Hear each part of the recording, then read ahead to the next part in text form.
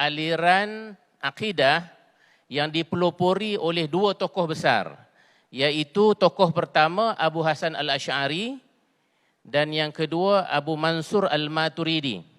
Abu Hasan Al-Asy'ari dari Irak dan Abu Mansur Al-Maturidi ini daripada Samarkand, sekarang ni Uzbekistan.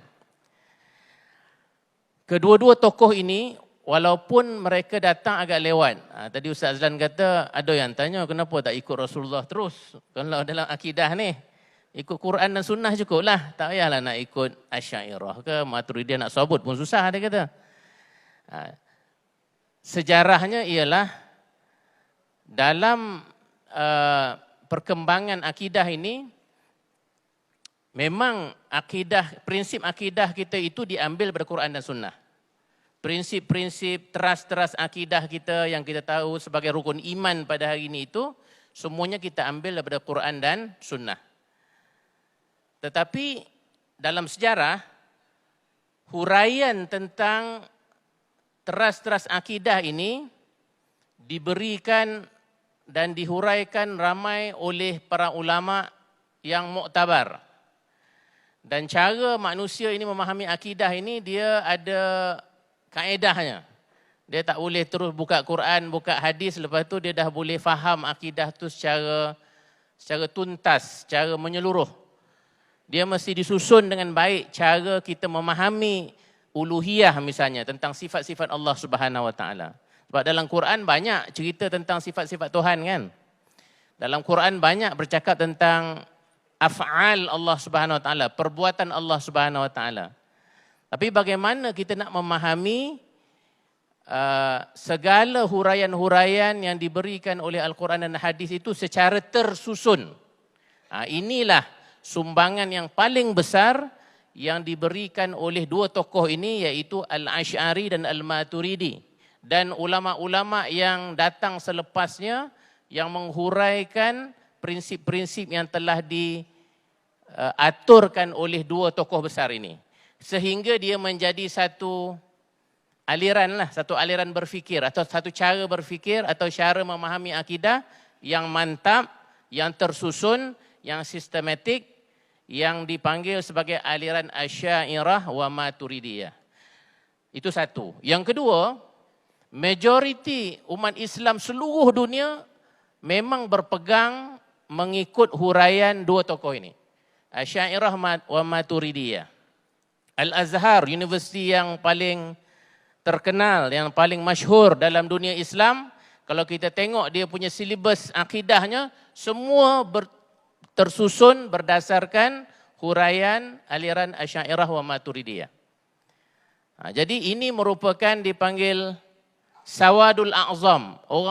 Majoriti umat Islam, ulama-ulama semua berpegang kepada cara menghuraikan akidah dengan mengikuti cara Asy'ariyah wa Maturidiyah.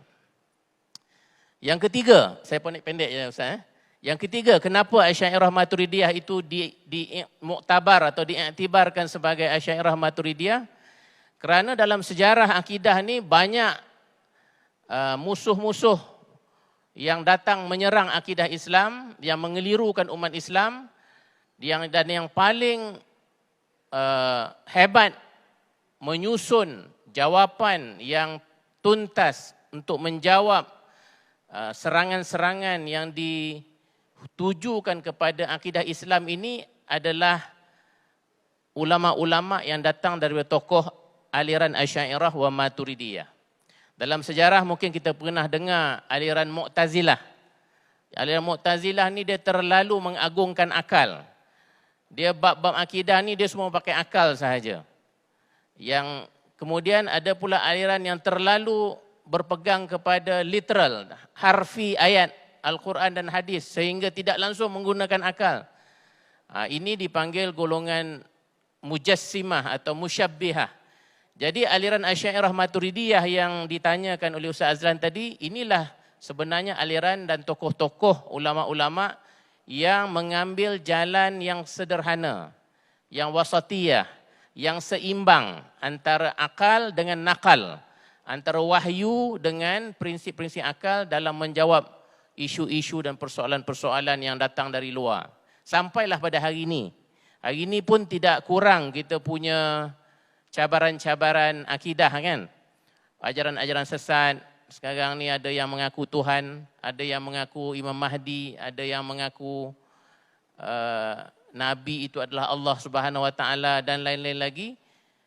Kalau kita lihat hujah-hujah yang kuat untuk menjawab semua persoalan-persoalan akidah, sama ada datang dari dalam, iaitu ajaran-ajaran yang menyeleweng dari dalam masyarakat Islam, ataupun yang datang dari luar, seperti ajaran ahli-ahli falsafah, ideologi termasuk yang sekular, semuanya kalau kita tengok sudah disusun rapi oleh ulama-ulama dari aliran Asy'ariyah Maturidiyah. Sebab itulah aliran Asy'ariyah Maturidiyah ini diijma'kan oleh para ulama sejak awal sampai hari ini merupakan wakil ataupun merupakan teras kepada yang dipanggil sebagai ahli sunnah wal jamaah.